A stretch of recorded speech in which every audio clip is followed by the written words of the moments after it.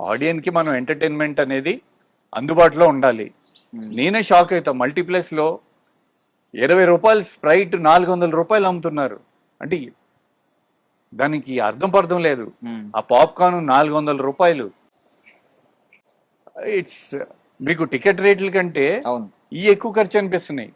200 ticket 250 300 కానీ theatre కి రావాలి అంటే వాళ్ళు ఇప్పుడు మల్టీప్లెక్స్ లో అన్ని చోట్ల సిటీ మొత్తం మల్టీప్లెక్స్ లో వచ్చేసినాయి, ఈవెన్ టౌన్స్ లో కూడా వచ్చేసినాయి.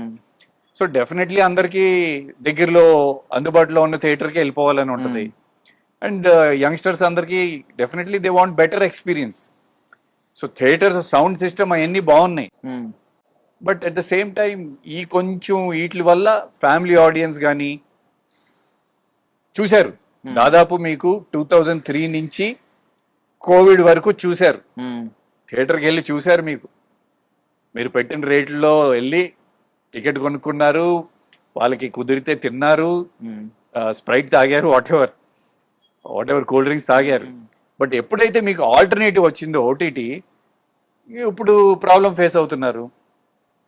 డెఫినెట్లీ కంఫర్ట్ వచ్చేసింది కదా, ఇంట్లో కూర్చొని చూడొచ్చు, ఫోన్ లో చూడొచ్చు.